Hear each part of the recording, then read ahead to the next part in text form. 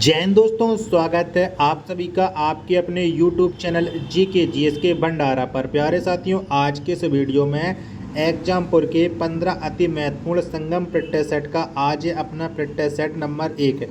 आपको मैं 15 practice set कराने वाला हूँ। अगर आप एग्जाम में अच्छा स्कोर करना चाहते हैं तो इन 15 प्रैक्टिस सेटों को आप लोग करा लीजिएगा। जो आपको 15 के 15 प्रैक्टिस सेट आपको हमारे YouTube चैनल पर 2 दिन के अंदर आपको मिल जाएंगे। अगर आपको ये प्रैक्टिस सेट पसंद आए तो वीडियो को आप लोग लाइक कर देना। चैनल को सब्सक्राइब नहीं कर रखा होगा तो चैनल को आप लोग जरूर सब्सक्राइब कर लीजिएगा।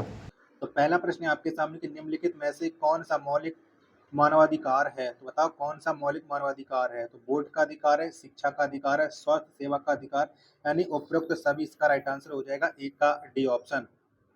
चलिएगा, दूसरा प्रश्न आपके सामने किस दिन विश्व स्वास्थ्य दिवस मनाया जाता है? तो बताओ कब मनाते हैं विश्व स्वास्थ्य दिवस? तो प्रत्येक वर्ष 7 अप्रैल को विश्व स्वास्थ्य दिवस मनाया जाता है। 2 का ए ऑप्शन है इसका करेक्ट आंसर हो जाएगा। चलिएगा, प्रश्न संख्या 3 है आपके सामने कि टूथपेस्ट में अपघर्षक के रूप में इस्तेमाल करने के लिए किस रसायन का इस्तेमाल किया जाता है? तो कौन से रसायन का इस्तेमाल करते हैं? तो इसमें करते हैं फ्लोराइड का इस्तेमाल। 3 का ए ऑप्शन है करेक्ट आंसर आप लोगों का हो जाएगा। चौथा प्रश्न है आपके सामने कि उत्तर प्रदेश का सर्वाधिक बड़ा थाना कौन सा है? बताओ कौन सा है उत्तर प्रदेश का सबसे बड़ा थाना? तो ये है नरकी थाना और ये पड़ता है फिरोजाबाद जनपद में, जो उत्तर प्रदेश का सबसे बड़ा थाना है। 4 का डी ऑप्शन है करेक्ट आंसर हो जाएगा। चलिएगा, पांचवा प्रश्न है आपके सामने कि वस्तुओं और सेवाओं के उत्पादन, वितरण और उपभोग के अध्ययन को क्या कहा जाता है?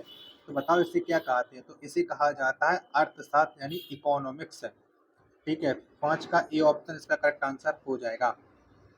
चलिएगा, छठवां प्रश्न है आपके सामने कि भारतीय रिजर्व बैंक आरबीआई का मुख्यालय है। तो कहाँ पर है आरबीआई का मुख्यालय? तो ये मुख्यालय स्थित है मुंबई में। 6 का ए ऑप्शन है करेक्ट आंसर आप लोगों का हो जाएगा। सातवां प्रश्न है आपके सामने उत्तर प्रदेश पुलिस का मुख्यालय कहाँ है? तो उत्तर प्रदेश पुलिस का जो मुख्यालय है वो पड़ता है कानपुर में। 7 का बी ऑप्शन है वो इसका एकदम से करेक्ट आंसर हो जाएगा। अगर आपको ये वीडियो पसंद आए तो प्लीज वीडियो को आप लोग लाइक कर देना। चैनल को सब्सक्राइब नहीं कर रखे होगे तो चैनल को आप लोग जरूर सब्सक्राइब कर लीजिएगा। चलिएगा, आठवां प्रश्न है आपके सामने कि बुराई पर अच्छाई की जीत के प्रतीक के रूप में कौन सा त्योहार मनाया जाता है? तो इसके रूप में हम मनाते हैं दशहरा। 8 का डी ऑप्शन है करेक्ट आंसर हो जाएगा। नौवां प्रश्न है आपके सामने केंद्र सरकार के राजस्व का मुख्य स्रोत क्या है? बताओ कौन सा है केंद्र सरकार के राजस्व का मुख्य स्रोत? तो ये है आयकर यानी इनकम टैक्स। 9 का ए ऑप्शन है वो इसका करेक्ट आंसर आप लोगों का हो जाएगा। चलिएगा, 10वां प्रश्न है आपके सामने कि निम्नलिखित में से कौन सा नृत्य केवल पुरुष कलाकारों द्वारा प्रस्तुत किया जाता है? बताओ इनमें से कौन सा नृत्य जो पुरुष कलाकार करते हैं? तो वो नृत्य कथकली। 10 का डी ऑप्शन है करेक्ट आंसर आप लोगों का हो जाएगा। चलिए, 11वां प्रश्न है आपके सामने कि भारत में बहने वाली सबसे लंबी नदी कौन सी मानी जाती है? तो कौन सी मानी जाती है? तो सबसे लंबी नदी मानी जाती है भारत में गंगा। 11 का ए ऑप्शन है करेक्ट आंसर आप लोगों का हो जाएगा। 12वां प्रश्न है आपके सामने कि निम्नलिखित में से कौन फसल खरीफ ऋतु में उगाया जाता है, यानी उप उपजाऊ होती है? तो खरीफ फसल बताना, सीधी बात ये है। तो ये है धान। ठीक है, 12 का ए ऑप्शन करेक्ट आंसर हो जाएगा। 13वां प्रश्न है आपके सामने कि समाचारों में देखी गई state of climate service report किस संगठन द्वारा प्रकाशित की गई है? तो बताइए कौन से संगठन ने रिपोर्ट है वो प्रस्तुत की थी? तो वो की थी विश्व मौसम विज्ञान संगठन ने और ये वार्षिक रिपोर्ट होती है। 13 का बी ऑप्शन है करेक्ट आंसर आप लोगों का हो जाएगा। चलिएगा, वीडियो पसंद आप लोगों को आ रही होगी तो ये मुझे उम्मीद है। 14वां प्रश्न है आपके सामने 1978 के विमुद्रीकरण के दौरान भारत के प्रधानमंत्री थे। तो कौन थे उस समय भारत के प्रधानमंत्री? तो ये थे मोरारजी देसाई। 14 का बी ऑप्शन है करेक्ट आंसर हो जाएगा। 15वां प्रश्न है आपके सामने कि इनमें से कौन सा वायरस फैलने का आदर्श तरीका नहीं है? तो बताओ कौन सा तरीका नहीं है? तो इनमें ऑफिशियल एंटीवायरस नहीं है। वायरस फैलाने का आदर्श तरीका 15 का जो राइट आंसर है वो ऑप्शन संख्या ए इस प्रश्न का राइट आंसर हो जाएगा। 16वां प्रश्न है आपके सामने कि जीएसटी वस्तु एवं सेवा कर पर आधारित उपयोग कर है। बताओ कौन सा उपयोग कर है? जीएसटी कैसा कर है? तो ये है एक है गंतव्य कर। 16 का डी ऑप्शन है करेक्ट आंसर हो जाएगा। 17वां प्रश्न है आपके सामने कि विकास का पूरा मॉडल किसने दिया? तो बताइए मॉडल किसने दिया था विकास का? तो ये मॉडल दिया था एपीजे अब्दुल कलाम ने। 17 का सी ऑप्शन है वो करेक्ट आंसर आप लोगों का हो जाएगा। 18वां प्रश्न है आपके सामने कि निम्नलिखित में से कौन सी कंबोडिया की राजधानी है? तो बताओ इनमें से कंबोडिया की राजधानी आपको बताना है। तो नोम पेनाई ये कंबोडिया की राजधानी है। 18 का सी ऑप्शन है वो इसका एकदम से करेक्ट आंसर आप लोगों का हो जाएगा। 19वां प्रश्न है आपके सामने कि विश्व मौसम विज्ञान दिवस कब किस दिन मनाया जाता है? तो बताओ कब मनाते हैं विश्व मौसम विज्ञान दिवस? तो प्रत्येक वर्ष 23 मार्च को मनाया जाता है। 19 का डी ऑप्शन करेक्ट आंसर हो जाएगा। 20वां प्रश्न है आपके सामने कि ए सुटेबल बॉय उपन्यास के लेखक कौन है? तो बताओ इस उपन्यास को किसने लिखा? ए सुटेबल बॉय उपन्यास को, तो इस उपन्यास को लिखा है वो लिखा है विक्रम सेठ ने। 20 का डी ऑप्शन है करेक्ट आंसर आप लोगों का हो जाएगा। 21वां प्रश्न है आपके सामने कि भारत पहली बार विश्व कप क्रिकेट का चैंपियन किस वर्ष बना था? बताओ कब बना था? तो भारत 1983 में विश्व कप क्रिकेट का पहली बार चैंपियन बना था। 21 का सी ऑप्शन है करेक्ट आंसर आप लोगों का हो जाएगा। 22वां प्रश्न है आपके सामने कि बिलियंस के छोटे पेंगुइन के अवशिष्ट किस देश में खोजे गए? तो ये खोजे गए न्यूजीलैंड में। 22 का सी ऑप्शन है इसका करेक्ट आंसर हो जाएगा। चलिएगा अगला प्रश्न आ जाता है प्रश्न संख्या आपके सामने 23। कितनी है? 23 है कि भारतीय स्टेट बैंक को पहले इस नाम से जाना जाता था। बताओ भारतीय स्टेट बैंक यानी एसबीआई का पुराना नाम है। तो इसका पुराना नाम है इंपीरियल बैंक ऑफ इंडिया। 23 का ए ऑप्शन है करेक्ट आंसर हो जाएगा। 24वां प्रश्न है आपके सामने कि भारतीय तट रक्षक बल के 25वें महानिदेशक के रूप में किसे नामित किया गया? तो किसे नामित किया गया? तो ये नामित किया गया डीजी राकेश पाल को भारतीय तट रक्षक बल के 25वें महानिदेशक के रूप में। 24 का बी ऑप्शन है करेक्ट आंसर हो जाएगा। चलिए 25वां प्रश्न है आपके सामने कि सोशल नेटवर्किंग साइट का प्रयोग करने की सीमा क्या है? तो बताओ क्या है? तो सोशल नेटवर्क साइट का प्रयोग करने की जो सीमा है वो है यह किसी भी प्रकार से उपयोगकर्ता के लिए खतरा पैदा कर सकती है। यानी 25 का बी ऑप्शन है करेक्ट आंसर आप लोगों का हो जाएगा। 26वां प्रश्न है आपके सामने कि भारत की प्रथम हवाई जहाज पोस्ट सेवा किन दो शहरों के मध्य प्रारंभ की गई थी? तो बताओ किन किन के मध्य चली थी? तो ये चली थी इलाहाबाद से नैनी। 26 का ए ऑप्शन है वो करेक्ट आंसर हो जाएगा। 27वां प्रश्न है आपके सामने कि अगस्त 1928 में सर्वदलीय सम्मेलन का आयोजन किस स्थान पर किया गया? तो ये कौन से स्थान पर किया गया था? तो ये किया गया था लखनऊ में। 27 का ए ऑप्शन है करेक्ट आंसर आप लोगों का हो जाएगा। 28वां प्रश्न है आपके सामने कि अजंता की गुफाओं को विश्व विरासत यूनेस्को स्थल द्वारा किस वर्ष घोषित किया गया? तो ये विश्व विरासत स्थल यानी यूनेस्को में कब गई थी अजंता की गुफाएं? तो ये गई थी 1983 में। 28 का ए ऑप्शन है करेक्ट आंसर हो जाएगा। 29वां प्रश्न है आपके सामने उत्तर प्रदेश के किस जिले में अनुसूचित जनजाति की जनसंख्या सर्वाधिक है यानी एसटी जनजाति है? वो कौन से राज्य में मतलब कौन से जनपद में सबसे ज्यादा? उत्तर प्रदेश के, तो वो है सोनभद्र में। 29 का बी ऑप्शन है वो इसका करेक्ट आंसर हो जाएगा। साथियों अगर आपको ये वीडियो पसंद आ रही है तो वीडियो को आप लोग लाइक करो। चैनल को सब्सक्राइब नहीं कर रखा होगा तो चैनल को आप लोग जरूर सब्सक्राइब कर लीजिएगा। प्रश्न संख्या 30 है आपके सामने की बुंदेलखंड संग्रहालय उत्तर प्रदेश के किस जिले में स्थित है? तो बुंदेलखंड संग्रहालय ये उत्तर प्रदेश के बांदा जनपद में। 30 का ए ऑप्शन है करेक्ट आंसर हो जाएगा।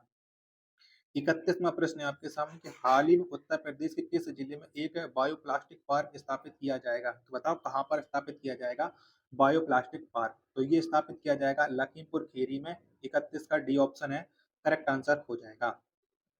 32वां प्रश्न है आपके सामने कि बंगाल विभाजन किसके द्वारा रद्द कर दिया गया था? बताओ किसने बंगाल विभाजन को रद्द किया था? तो ये किया था लॉर्ड हार्डिंग ने। 32 का ए ऑप्शन है करेक्ट आंसर आप लोगों का हो जाएगा।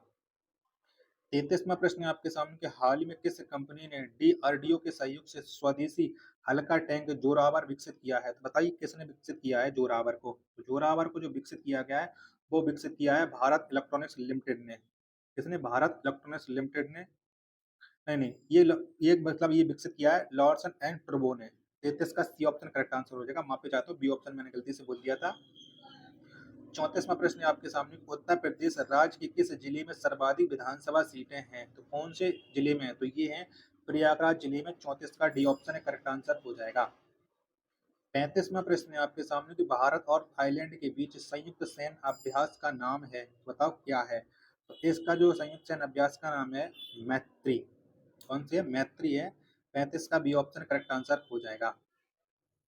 36वां प्रश्न है आपके सामने कि निम्नलिखित में से कौन सा जैन धर्म का एक प्रमुख सिद्धांत है? बताओ इनमें से कौन सा है जो जैन धर्म का प्रमुख सिद्धांत है? तो वो है अहिंसा। 36 का ए ऑप्शन है करेक्ट आंसर आप लोगों का हो जाएगा।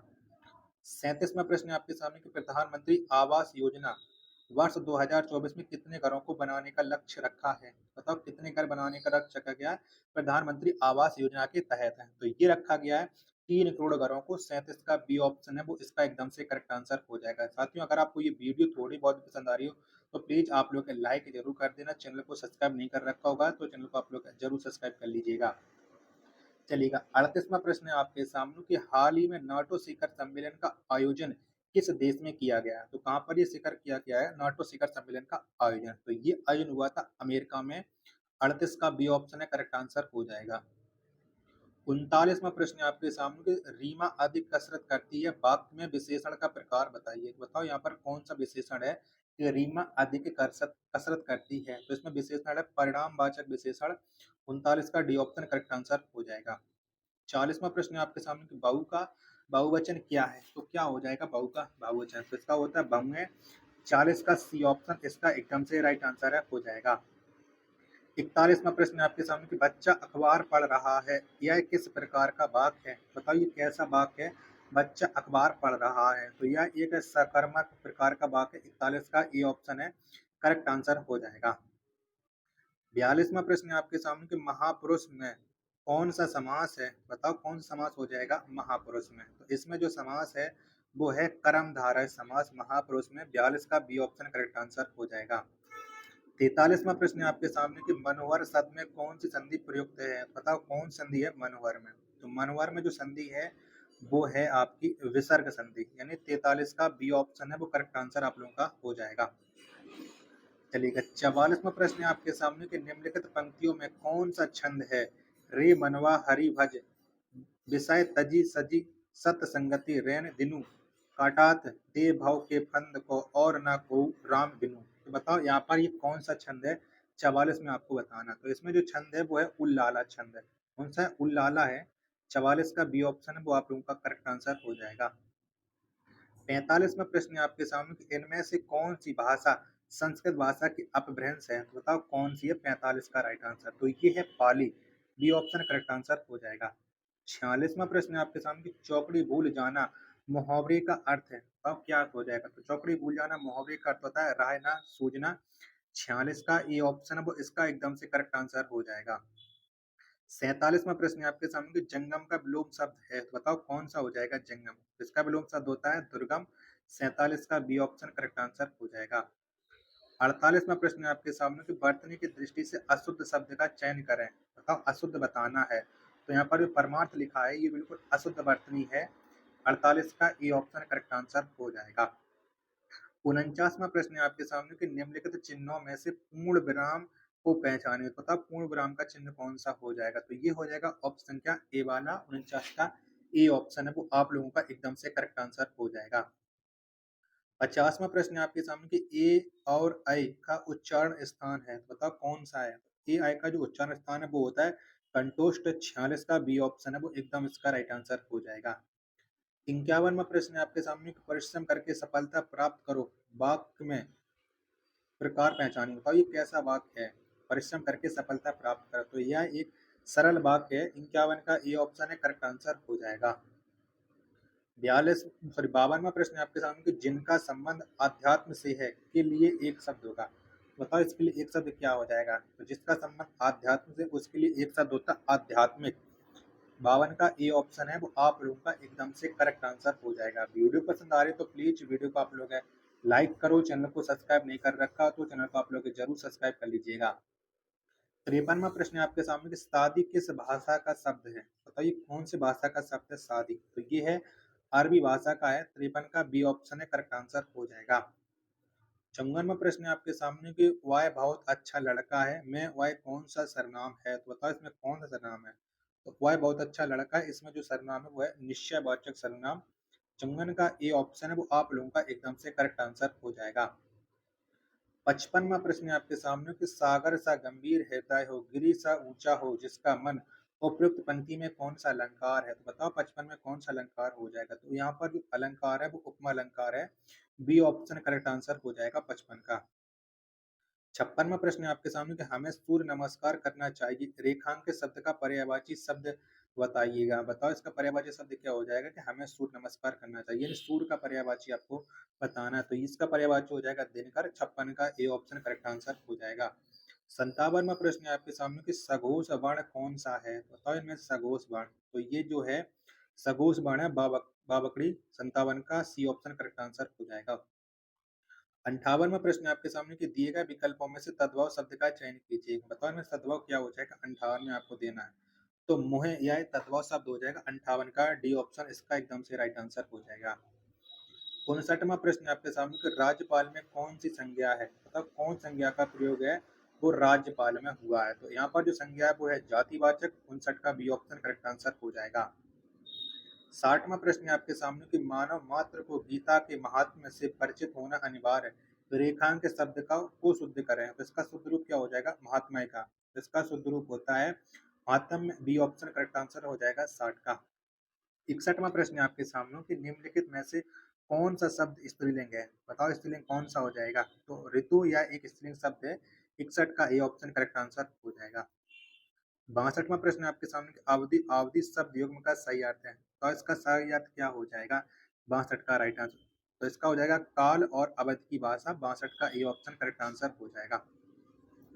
63वां प्रश्न है आपके सामने कि पीहू ने किताब पढ़ी। इस वाक्य में कौन सा कारक है? मतलब कौन सा कारक है? तो पीहू ने किताब पढ़ी इसमें कारक है कर्ता कारक। 63 का डी ऑप्शन है करेक्ट आंसर हो जाएगा। 64वां प्रश्न है आपके सामने कि मंदिर में जाने के बाद मन को शांति मिली है। दिए गए वाक्य का काल पहचानिए। तो इसमें कौन से काल का प्रयोग हुआ है? तो ये है पूर्ण वर्तमान काल। तो 64 का सी ऑप्शन है करेक्ट आंसर आप लोगों का हो जाएगा। 65वां प्रश्न है आपके सामने कि निम्नलिखित में से क्रमवाच्य वाला वाक्य चुने। बताओ इनमें से क्रमवाच्य वाला वाक्य कौन सा हो जाएगा? 65 का आंसर। तो बिल्ली के हाथों चूहा मारा गया, ये क्रम वाला वाक्य हो जाएगा। 65 का सी ऑप्शन इसका एकदम से राइट आंसर है हो जाएगा। चलिएगा अगला प्रश्न पे संख्या 66 है आपके सामने कि रिपु अंतान की कुंडली करी जोगनी चबात पीवाऊ में पागी मानो जुबती जलेबी खात। यह कौन सा रस है? बताओ इसमें कौन सा रस है? 66 में। तो यहाँ पर जो रस है वो है विभक्त रस। 66 का डी ऑप्शन है करेक्ट आंसर हो जाएगा। 67वां प्रश्न है आपके सामने कि सम उपसर्ग का माँ के शब्द में सुनाई पड़ता है। तो बताइए कौन शब्द में सुनाई पड़ता है? 67 का आंसर। तो ये संभावना में पड़ता है। 67 का सी ऑप्शन इसका एकदम से करेक्ट आंसर हो जाएगा। 68वां प्रश्न है आपके सामने कि सूरज पढ़ा लिखा और अधिकारी बना का सरल वाक्य है। तो बताओ इसका सरल वाक्य क्या बन जाएगा? 68 का। तो इसका सरल वाक्य बन जाएगा सूरज पढ़ लिख कर अधिकारी बना। 68 का सी ऑप्शन इसका एकदम से राइट आंसर हो जाएगा। 69वां प्रश्न है आपके सामने कि मेरी तेरी उसकी बात उपन्यास की रचनाकार कौन है? तो इसके उपन्यास की जो रचनाकार है वो है यशपाल। 69 का डी ऑप्शन है करेक्ट आंसर हो जाएगा। 70वां प्रश्न है आपके सामने ग्राम किस रचनाकार की प्रथम रचना है? तो बताइए किसकी रचना है? तो ये रचना है जयशंकर प्रसाद की। 70 का डी ऑप्शन राइट आंसर है हो जाएगा। चलिए अब आ जाते हैं गद्यांश। तो गद्यांश को आप लोग पढ़ लीजिएगा और गद्यांश के मैं आप लोगों को डायरेक्ट आंसर बताते चल रहा हूँ क्योंकि मैंने गद्यांश को पहले पढ़ रखा है फिर उसके मैंने आंसर निकाल लिए थे। तो 71वां प्रश्न है आपके सामने कि सोच में सकारात्मक का संबंध डॉट डॉट से है। तो इसका संबंध किससे? तो इसका संबंध होता है उपलब्धियों से। 71 का सी ऑप्शन इसका एकदम से राइट आंसर है हो जाएगा। चलिएगा 72वां प्रश्न है आपके सामने कि स्वास्थ्य प्रसन्नता पर निर्भर है कथन द्वारा लेखक पुष्टि करना चाहता है कि। तो इसका राइट आंसर क्या हो जाएगा? तो इसका राइट आंसर हो जाएगा स्वास्थ्य की निर्भरता जीवन में प्राप्त प्रसन्नता पर आश्रित है। 72 का ए ऑप्शन करेक्ट आंसर हो जाएगा। 73वां प्रश्न है आपके सामने गद्यांश के अनुसार अच्छे स्वास्थ्य के लिए किस पर बल देना चाहिए? तो ये बल देना चाहिए सकारात्मक सोच पर। 73 का ए ऑप्शन है करेक्ट आंसर हो जाएगा। 74वां प्रश्न है आपके सामने गद्यांश में कौन सा सिद्धांत निहित है? बताओ कौन सिद्धांत निहित है? तो यहाँ पर है प्रसन्नता मानसिक शांति पर निर्भर करती है। 74 का सी ऑप्शन है वो इसका एकदम से करेक्ट आंसर है हो जाएगा। और 75वां प्रश्न है आपके सामने कि ता प्रत्यय वाला शब्द नहीं है। बताओ इनमें से कौन सा है जो ता प्रत्यय में उसमें नहीं लगा हुआ है 75 में? तो ये माता में ता प्रत्यय नहीं लगा हुआ है। 75 का ए ऑप्शन है वो इसका राइट आंसर हो जाएगा। तो 75 तक आपको जीके जीएस और हिंदी के आपने 75 प्रश्न कर लिए। अब 75 के बाद आपके मैथ और रीजनिंग के 75 प्रश्न आएगा जिसमें मैं आपको मानसिक अभिरुचि के प्रश्न करा दे रहा हूँ और जबकि मैथ और रीजनिंग के लिए आपकी नेक्स्ट वीडियो आने वाली है। चलिएगा मानसिक रुचि अब आपके साथ शुरू हो जाती है। 132वां प्रश्न है आपके सामने स्थानीय निकाय चुनाव के दौरान योजनाबद्ध हिंसा के बारे में सूचना मिलने पर पुलिस अधिकारी को सबसे पहले क्या करना चाहिए? तो क्या करना चाहिए? आपको ये बताना 132 का राइट आंसर। तो सबसे पहले पुलिस अधिकारी को करना चाहिए संवेदनशील क्षेत्रों में सहायक पुलिस बल तैनात करें, यानी 32 का राइट आंसर हो जाएगा ऑप्शन क्या बी 132 का। 133वां प्रश्न है आपके सामने कि पुलिस अधिकारी को चुनाव प्रक्रिया स्थगित करने की सिफारिश कब करनी चाहिए? ये कब करनी चाहिए? तो जब हिंसा की महत्वपूर्ण जोखिम की विश्वसनीय जानकारी हो तब है वो चुनाव को स्थगित करने की सिफारिश करनी चाहिए। 133 का बी ऑप्शन है करेक्ट आंसर है आप लोगों का हो जाएगा। 134वां प्रश्न है आपके सामने कि साइबर सुरक्षा में अपनी विशेषज्ञता को देखते हुए आपको अपनी नई गश्ती ड्यूटी को किस तरह लेना चाहिए?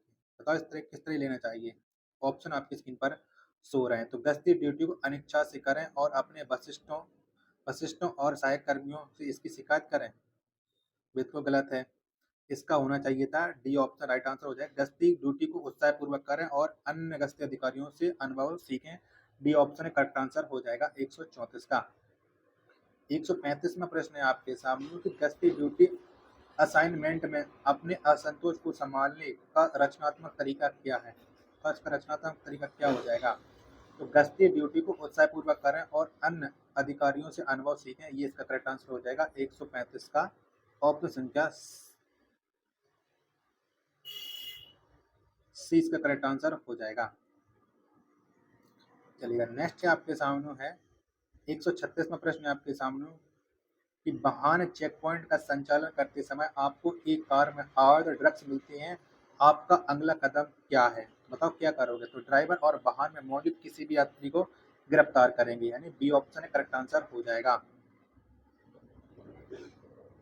चलिएगा 137वां प्रश्न है आपके सामने कि आप गोलीबारी की घटना के लिए सबसे पहले प्रतिक्रिया देने वाले व्यक्ति हैं, आपकी तत्काल कार्रवाई क्या होनी चाहिए? आपकी तत्काल कार्रवाई क्या होगी ये आपको बताना है। 137 का राइट आंसर। तो घटना स्थल को सुरक्षित करें और पीड़ितों को चिकित्सा सहायता प्रदान करें, यानी 137 का बी ऑप्शन है वो इसका एकदम से राइट आंसर हो जाएगा। 138वां प्रश्न है आपके सामने कि संपूर्ण जिला पुलिस प्रशासन की देखरेख के लिए कौन सा पद उत्तरदायी है? कौन सा पद उत्तरदायी है? तो इसके लिए जो उत्तरदायी है वो है पुलिस अधीक्षक का। 138 का बी ऑप्शन है वो करेक्ट आंसर हो जाएगा। जिले में सबसे बड़ा अधिकारी होता है पुलिस विभाग का पुलिस अधीक्षक।